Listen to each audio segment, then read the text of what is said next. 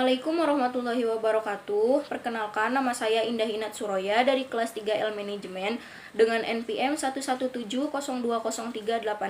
Di sini saya akan menjelaskan tentang pelaku belanja pelanggan dalam bisnis retail dari mata kuliah Manajemen Retail. Definisi perilaku konsumen. Perilaku konsumen adalah perilaku yang terlibat dalam perencanaan, pembelian, dan penentuan produk serta jasa yang konsumen harapkan untuk dapat memenuhi kebutuhan dan keinginannya. Terdapat 3 perspektif dalam perilaku konsumen. Yang pertama adalah perspektif pengambilan keputusan.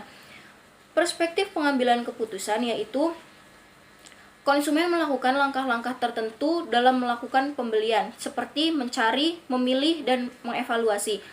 Perspektif pengambilan keputusan dibagi menjadi 2, yaitu keputusan keterlibatan tinggi dan keputusan keterlibatan rendah. Keputusan keterlibatan tinggi yaitu konsumen secara aktif dalam melakukan pengambilan keputusan pembelian produk dari proses awal sampai akhir. Yang kedua adalah keputusan keterlibatan rendah. Keputusan keterlibatan rendah yaitu adalah konsumen secara pasif dalam melakukan pengambilan keputusan pembelian produk dari awal sampai akhir. Perspektif pengalaman. Perspektif pengalaman yaitu konsumen tidak melakukan pembelian berdasarkan proses pengambilan keputusan secara rasional, tetapi melainkan berdasarkan kesenangan. Perspektif pengalaman dibagi menjadi 2 jenis, yaitu pembelian akibat pencarian keragaman dan pembelian secara impulsif.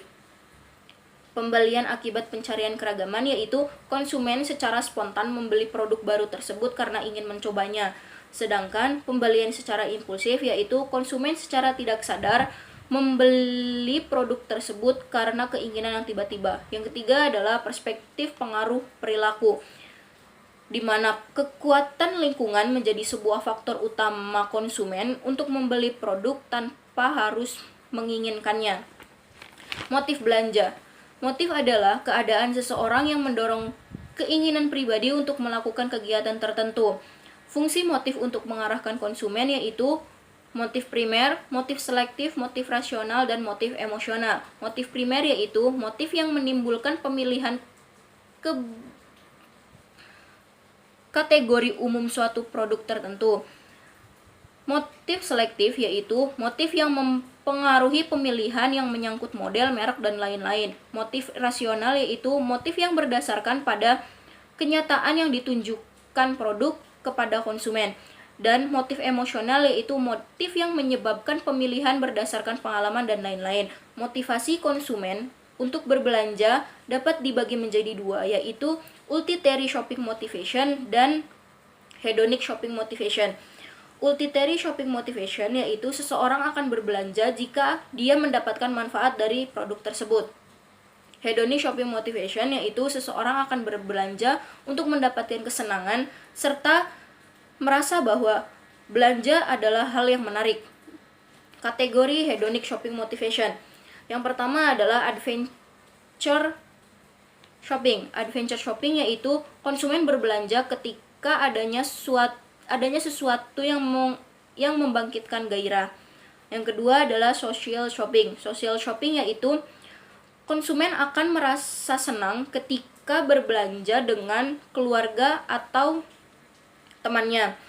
Yang ketiga adalah gratification shopping. Gratification shopping yaitu konsumen berbelanja untuk menghilangkan stres dan masalah yang tengah dia hadapi. Idea shopping. Idea shopping yaitu konsumen berbelanja untuk mengikuti tren fashion terbaru dan melihat inovasi produk yang baru. Role shopping. Role shopping yaitu konsumen berbelanja untuk orang lain, seperti membelikan hadiah dan lain-lainnya. Value shopping. Value shopping yaitu konsumen menganggap berbelanja sebagai permainan ketika sedang melakukan tawar-menawar, mencari diskon, dan lain-lainnya. Pembelian tidak terencana. Pembelian tidak terencana yaitu pembelian yang terjadi ketika konsumen membeli sesuatu yang berbeda dari apa yang direncanakan. Pembelian tidak terencana dibagi menjadi 2 kategori, yaitu reminder purchase dan impulse purchase. Reminder purchase yaitu pembelian yang terjadi ketika konsumen teringat akan produk yang dibutuhkannya.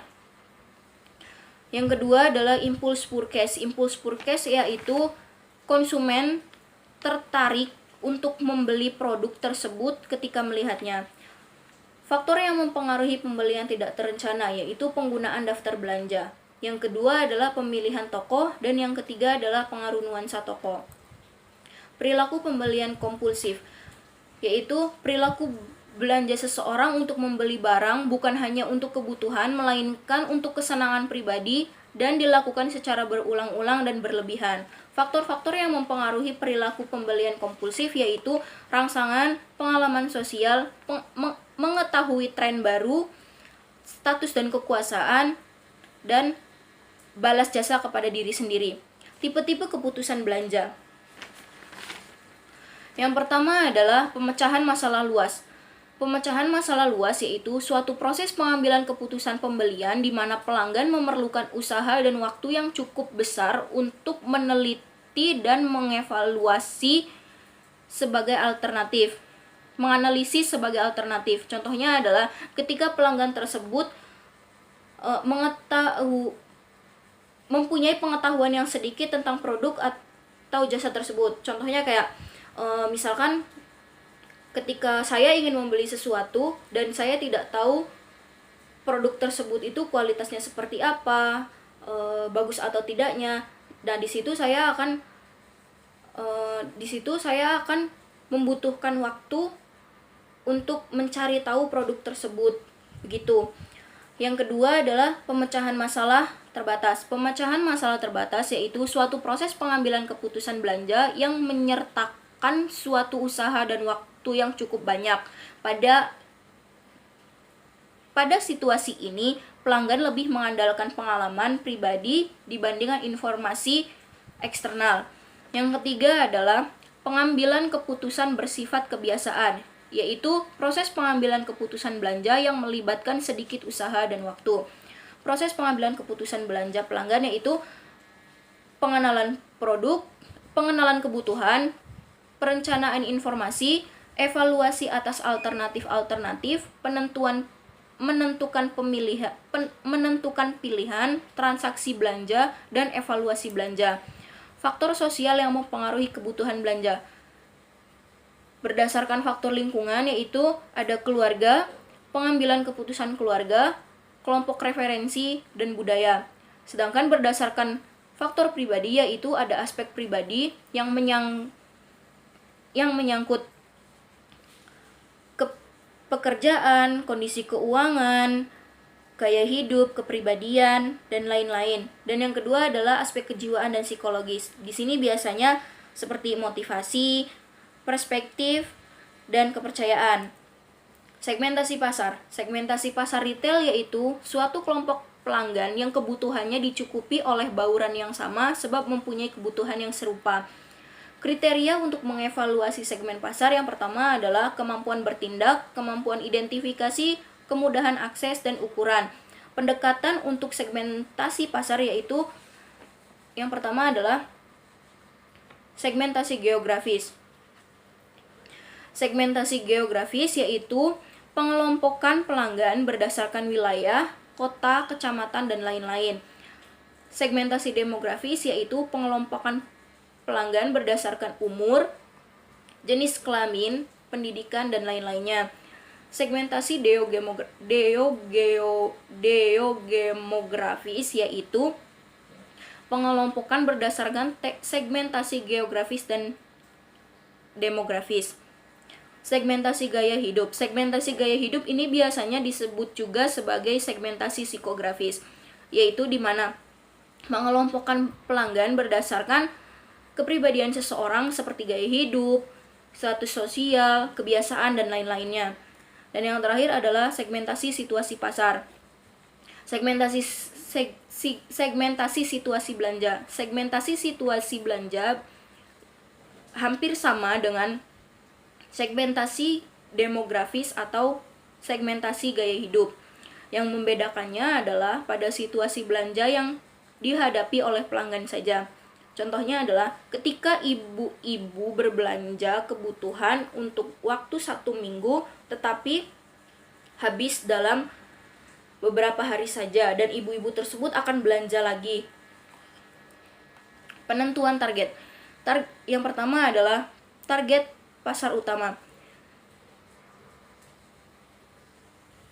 yaitu segmen pasar utama yang dipilih perusahaan untuk jadi sasaran dalam program pemasarannya. Yang kedua adalah target pasar sekunder, yaitu target pasar yang mempunyai karakteristik yang relatif sama dengan segmen pasar utama. Penentuan posisi. Penentuan posisi merupakan pembentukan citra perusahaan. Penentuan posisi juga berkaitan dengan proposisi nilai, di mana proposisi nilai merupakan sesuatu nilai yang ditawarkan kepada konsumen. Sekian penjelasan dari saya, kurang lebihnya mohon maaf. Terima kasih. Assalamualaikum warahmatullahi wabarakatuh.